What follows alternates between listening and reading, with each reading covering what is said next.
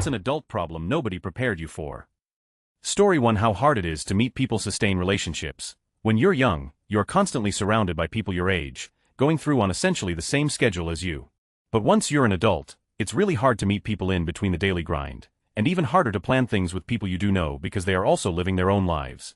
Story 2: How much you have to sell yourself. In my younger years, it was enough to just do the work well because the teacher has to grade your work. As an adult, your boss and interviewers may not even look at it, let alone understand what you did.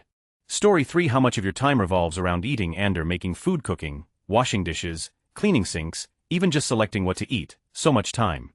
Story 4: Elderly parent losing their mind due to dementia and needing care, but nursing homes are $7K per month. In-home nurses are $3K per month.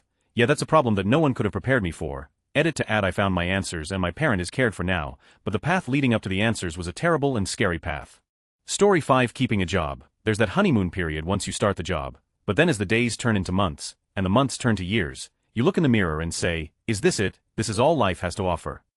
Story 6: How boring being a parent can be. Like, my kids are my life and I love them, but sometimes I don't want another conversation about Minecraft, or Halloween decorations. Story 7: How much of my free time revolves around food, grocery shopping, actually cooking, cleaning up afterwards. It takes up a stupid amount of my time. It highlights to me that rich people get so much more time than us poors.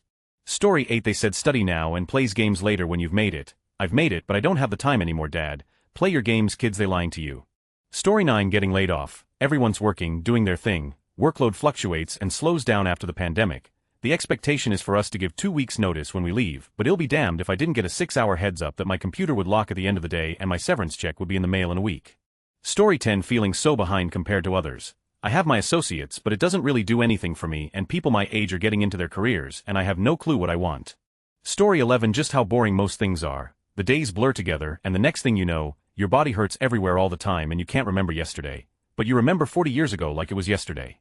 Story 12: Nobody told me socializing was a life skill and not just an entertainment activity. As an ostracized kid, I always figured I'd have time to figure out how to find decent people as an adult. I didn't know the barriers I created for myself would impede my daily life and career so much.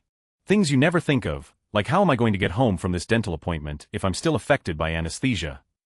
Story 13: Little kids don't have an off button. So you go to work, come home to work more, put them to bed for them to wake up throughout the night, wake up to take them to daycare so you can repeat, for like years. If you're under 30 you should not have a child IMO. ID also forego children if not in a 2-person relationship and without a support group. I don't get how people can do it. Story 14: How shitty people are. I should not have had to walk around my college campus and worry about getting punched by some I don't know because he was having a bad day. Story 15: The crushing realization that this is all there is and the crippling depression that follows. You spend years getting a degree, or even if you are in college working on the side, you slowly realize and question what you're doing. You go into a job that at first you really enjoy. But as the months turn into years and years turn into decades, you are doing the same thing over and over and over again, and it just gets boring. The pride you had in your job is long dead, and the thought that this all there is, until you either die or save up enough to retire. But by the time you save up enough to retire, you'll be too old to be able to enjoy much. Story 16: If anyone could have prepared me for it, but I was definitely not prepared to be diagnosed with a chronic illness. Even before I turned 30, no specific illness is a typical part of adulthood, as in, we can get sick at any time and there's no age bar, but I personally thought I still had time before I got sick. And to have a condition, fibromyalgia, that I can't explain to anyone, because it's not as straightforward, is a whole different frustrating element that makes me want to shut myself off from the world. I'm in my ranting mood today, apparently. Story 17: Managing finances. I learned so much insignificant garbage through all of my education that means absolutely nothing after graduation. I think it would be difficult to do an entire semester on it, but there are other topics that can be added to the welcome to the real world class. Story 18: Your parents being way less emotionally mature than you realized. Or adults in general who you grew up thinking were intelligent, thoughtful, and informed. It's shocking when they realize just how clueless they actually are. Story 19: Being alone. I don't mean absolutely no one. I still have family in my town. I mean having the feeling of no one for true companionship. It's gotten to the point of trying dating apps, and that tends to ruin my self-confidence enough where in-person meeting is beyond stressful. Story 20: That the tattletales in elementary school actually got well-compensated jobs in a field called HR and will still try to you out of money or a career advancement. They never changed and there's an actual job for these people. Story 21: Let's be honest. How many of us would have listened to our parents if they tried to prepare us? When I was younger, I was convinced my parents were idiots. It's amazing how smart they became as I got older. Story 22: Figuring out what to make for supper. Trying to change it up so you aren't eating the same 5 to 10 meals all the time, and trying to plan meals ahead of time so you can use the same ingredients in different enough meals. Just writing this is exhausting. Story 23: How many people are just flat out terrible and selfish people? I'm routinely amazed at how many will steal, cheat, lie, and screw anyone else over with no remorse in order to get a tiny advantage or benefit, no matter how fleeting. Story 24. The realization that time starts moving much faster and more progressively day by day after leaving high school, and that if you don't take moments to appreciate the moments, then you'll find yourself reminiscing a bit too much. Story 25. Living with regret. Whatever decision you make has an opposite that you will often wonder about. Learning to live with it is something I didn't consider. Story 26. Just how stupid people are. When you're young you think adults are wise and smart. Turns out most people are just disturbingly stupid and dangerously susceptible to misinformation. Story 27. Loneliness. I have friends, who I don't get to see much because of our conflicting schedules. Work colleagues have their own things going on, and I don't feel connected to them, had to move around for work, and I don't know my neighbors, and we're all so busy trying to survive. Meeting people romantically seems, at age 45, to a monumental task. Story 28. Seeing my partner suffering in a hospital. Never gets any easier, that, and seeing people in authority dehumanizing my partner and others. Dystopian stories don't quite prepare anyone to see how insidious it can be. Story 29. 79. Here. No one ever warned me how hard it would be to use suppositories for my hemorrhoids when I tend to follow through when the buggers just won't stay in there. Any idea how embarrassing it is to be walking along and a shitty suppository falls out the bottom of the leg of your slacks?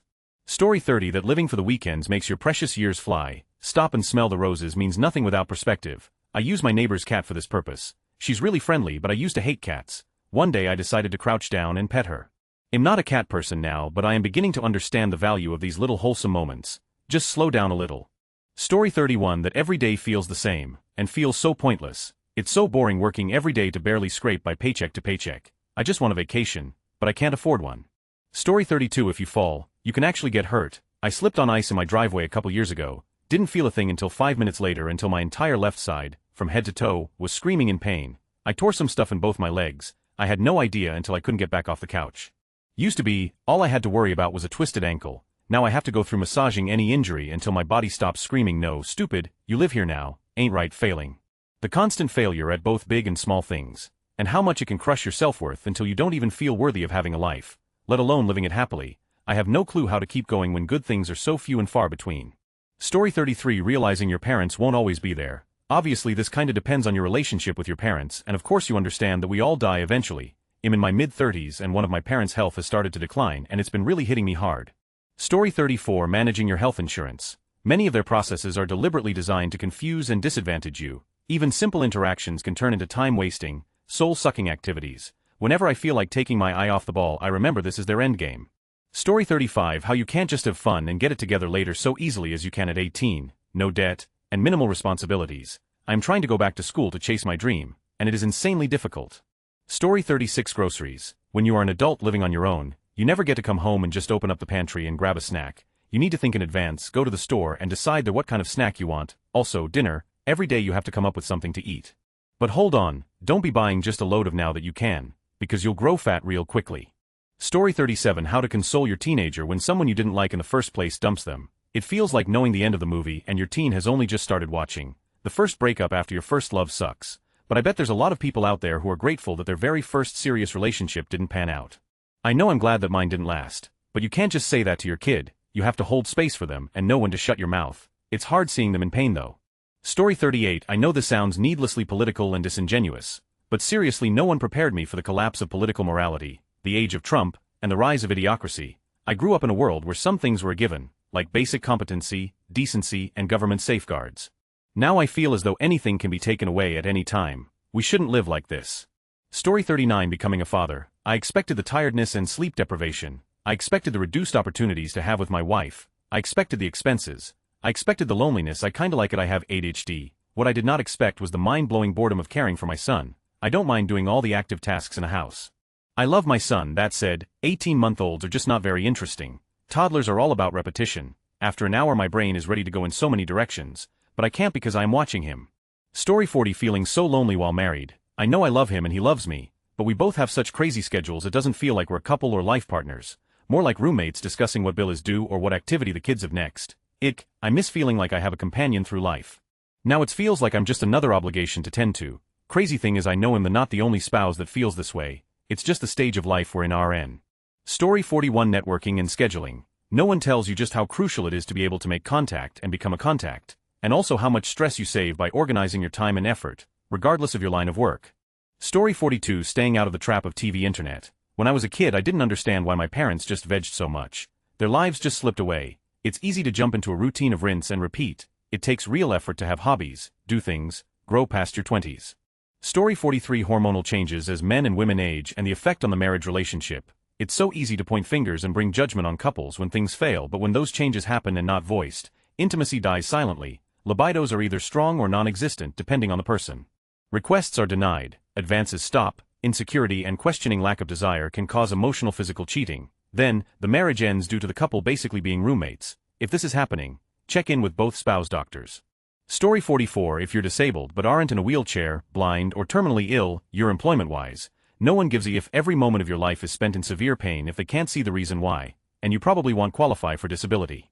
Story 45: The rise of fascism and Nazis taking over the government and immediately going toward rounding up people, including the mentally ill, and putting them in camps for unspecified amounts of time with zero oversight and zero accountability to the judiciary branch, or really anyone. I was taught how all those lessons were already learned from WW2, not what to do when it happens.